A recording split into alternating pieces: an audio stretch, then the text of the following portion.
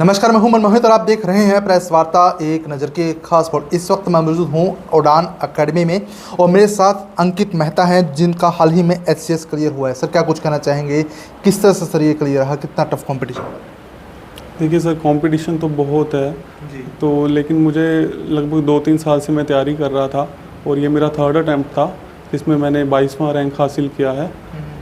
सो journey तो sir tough ही थी क्योंकि जॉब कर रहा था मैं, तो जॉब के साथ टाइम मैनेज करना भी थोड़ा मुश्किल रहता है जी। लेकिन वही है कि अगर आप डिटरमाइंड हो और करना चाहते हो तो प्रयास में सफलता मिल ही जाती है सर। अच्छा, उड़ान अकेडमी की बात करें सर, उनकी तरफ से कितना सपोर्ट रहा? हाँ जी, मैं उड़ान अकेडमी पे अपने इंटरव्यू प्रिपरेशन के दौरान ही आया था। तो इंटरव्यू के दौरान मैंने अभिषेक सर से मैं मिला तो हमारी काफ़ी टॉपिक्स पे डिस्कशंस हुई थी, जैसे इंटरनेशनल रिलेशंस या मेरी पर्सनालिटी से रिलेटेड, ऑप्शनल से रिलेटेड। तो उस चीज़ ने मेरी काफ़ी हेल्प करी। सर का काफ़ी सपोर्ट रहा, सर मुझे कॉन्स्टेंटली मोटिवेट करते थे। मैं थोड़ा सा टेंस भी था क्योंकि टाइम बहुत कम था इंटरव्यू और मेंस के बीच का। तो लेकिन सर ने हमेशा he showed faith in me कि I will make it to the list. तो सर का ये योगदान रहा है इंटरव्यू में। सर ने हमने काफ़ी ब्रेनस्टॉर्मिंग करी तो उस चीज़ ने मेरी काफ़ी हेल्प करी है। आप पारिवारिक बैकग्राउंड की बात करें सर, आपके परिवार में कौन कौन है, किन्होंने आपको इस तरह से इस मुकाम पे आने के लिए मोटिवेट किया, उसके बाद अभिषेक सर आपको मिले तो किस तरह का रिस्पॉन्स रहा? सर इसमें मैं बोलूँगा कि सबसे बड़ा योगदान मेरी फैमिली का ही था। थ्रू आउट दिस जर्नी वो मेरे साथ रहे हैं। तो मेरी फैमिली में मेरे पेरेंट्स हैं, मेरे पिताजी एक किसान हैं और मदर मेरे ANM है हेल्थ डिपार्टमेंट में, और मेरा एक छोटा भाई है जो अभी IIT मंडी से PhD कर रहा है। तो पेरेंट्स का तो हमेशा ही योगदान रहता है, उन्होंने हर स्टेप पे मुझे मोटिवेट किया है जब भी मैं कभी डाउन फील करता था, क्योंकि इस प्रिपरेशन में बहुत फेजेस आते हैं जहाँ आप लो फील करते हो, आपका कॉन्फिडेंस डाउन हो जाता है। लेकिन उन्होंने हमेशा दे पुश्ड मी कि आप कर सकते हो, यू हैव द पोटेंशियल। सो इस चीज़ ने मुझे सस्टेन रखा। और मेरे भाई का भी बहुत ज़्यादा कंट्रीब्यूशन है। जब भी मैं डाउन होता था तो वो मुझसे बात करता था, हम कई देर घंटा भी कई बार बात करते थे और वो मुझे मोटिवेशनल कोट्स भेजता था। Even during this interview phase he sent me motivational quotes and he talk to me almost on daily basis. So I think sir मेरी फैमिली ने तो बहुत ही सपोर्ट किया, उनके बिना ये पॉसिबल नहीं था। तो आपके टारगेट को उड़ान दिया, तो किस तरह के रिकमेंडेशन लोगों के लिए करना चाहेंगे ताकि आम बच्चे और भी आगे जा पाएँ? जी सर, मैं बोलूँगा कि बिल्कुल इस प्रिपरेशन में गाइडेंस आपको चाहिए रहती है, और अगर आपको एक अच्छा मेंटर मिल जाए और एक गाइडेंस, प्रॉपर गाइडेंस मिल जाए तो वो आपकी जर्नी बहुत इजी हो जाती है। तो मैं कहूँगा कि सर उड़ान IAS में अभिषेक शर्मा सर जैसे हैं तो यहाँ पे स्टूडेंट्स आके उनसे गाइडेंस ले सकते हैं। जैसे जब हम इस तैयारी को शुरू करते हैं तो बहुत डाउटफुल होते हैं क्योंकि बड़ी अनसर्टेन सी जर्नी है ये। तो लेकिन अगर आपको एक राइट गाइडेंस और एक मेंटर है तो वो आपकी जर्नी बड़ी ईजी कर सकता है। तो मैं बोलूँगा कि देखो, हार्ड वर्क का तो कोई सब्स्टिट्यूट नहीं है, मेहनत तो अपनी जगह करनी ही पड़ेगी, लेकिन अगर आपको एक राइट गाइडेंस मिलती है तो आप जल्दी ही इस जर्नी से गो थ्रू हो सकते हो। हाँ, जब अभिषेक सर ने आपको बताया कि आपका HCS क्लियर हुआ है, फ़ोन कर बताया, तो आपको उस समय किस तरह सर फीलिंग आई? देखो, अच्छा लगा था मुझे एक्चुअली ये मतलब जब रिज़ल्ट आया तो थोड़ा हेक्टिक टाइम था मेरे लिए। 14th को लिस्ट आउट हुई थी और 15th को मैं PGI में था मदर के साथ, तो सर का तभी मेरे पास फ़ोन आया। सो मतलब ओवरवेल्म्ड था जब मेरा फर्स्ट वो आया, लेकिन मतलब मैं ज़्यादा लोगों से उस टाइम बात नहीं हो पाई क्योंकि उधर बिज़ी था। लेकिन जब सर से बात हुई तो मैंने सर को बताया कि इस तरह से मेरा 22वां रैंक आया, तो सर भी बहुत खुश थे।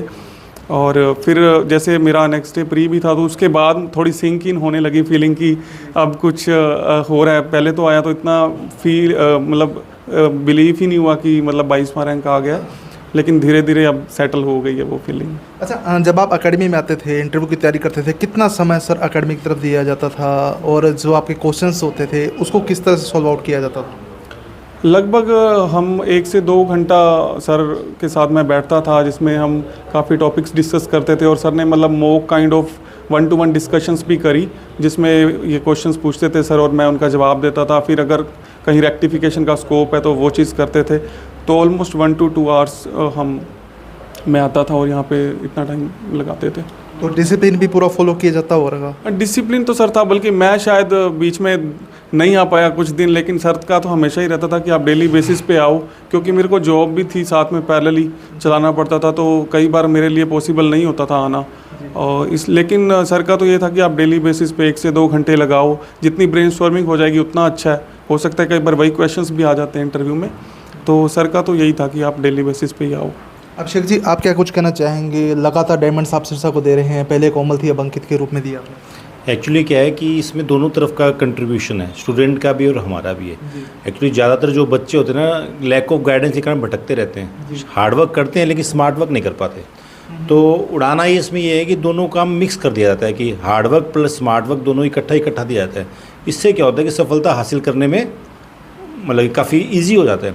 मैं देखता हूँ कि बच्चे बहुत हार्ड वर्क करते हैं 10 घंटे 12 घंटे, लेकिन लैक ऑफ गाइडेंस के चक्कर में है ना वो बस भटकते रहते हैं। तो उड़ान आई इसमें ये है कि आपको गाइडेंस दी जाएगी, स्मार्ट वर्क करवाया जाएगा, हार्ड वर्क भी करवाया जाएगा, तो सभी चीज़ इकट्ठी करवाई जाएगी। तो इसी का परिणाम है कोमल गर्ग और अंकित मेहता। आईएएस सर बड़ी टफ परीक्षा मानी जाती है, क्या कुछ कहना चाहेंगे? जब एकेडमी आपने शुरू की थी उस समय किस तरह की प्रॉब्लम्स आपने फेस की थी, सिरसा के लिहाज की बात करें तो?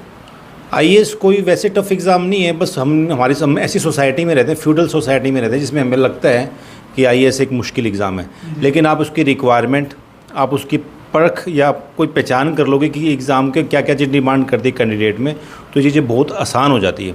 शुरू में कई लोगों ने चैलेंज किया था कि ये सिरसा जैसी नगरी में आप कैसे, छोटे शहर में कैसे आईएएस बनाओगे, लेकिन हमने वो चैलेंज एक्सेप्ट किया और उस पर हमने काम किया और हमें पता था कि सफलता कैसे मिलती है, तो हमने वो स्टेप फॉलो किए और अंत में सफलता आपके हाथ में। और हम ये आशा करते हैं कि आने वाले हर साल में 10 से 12 स्टूडेंट आईएएस के, आईपीएस के या एचसीएससी में दिए जाएँ सिरसा निवासियों के लिए। अंकित को लेकर सर क्या कुछ कहना चाहेंगे? बड़ा हार्ड वर्क किया है, स्मार्ट वर्क भी किया है और अब इस मुकाम पे पहुंच गए हैं जिसको लेकर चले थे। अंकित की एचसीएस बना है, बीडीपीओ बना है, एसडीएम बना है, ये सबसे बड़ी मायने नहीं रखती। मायने ये रखती है कि जो इसका जो इंटरनल मैटर है ना, जो इसका दिल है, जो मन है, वो बड़ा पवित्र है।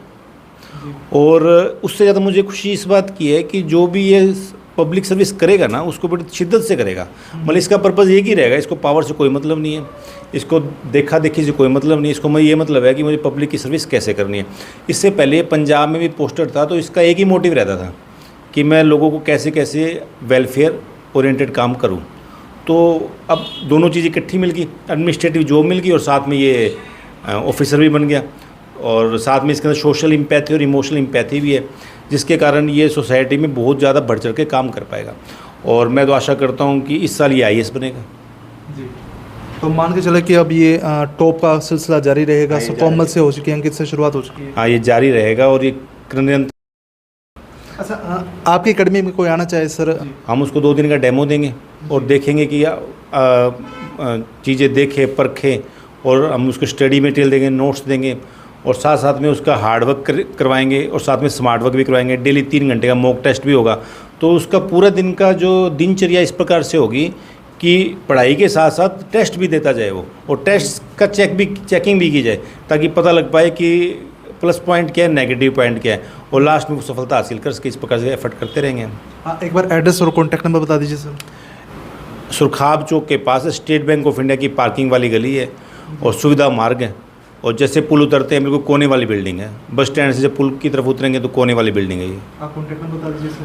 9812252666 और दूसरा नंबर है 8307940728। तो बिल्कुल वीडियो को शेयर जरूर कर दीजिए ताकि अधिक से अधिक लोगों तक तमाम चर्चा पहुंच जाए। बहुत बहुत धन्यवाद।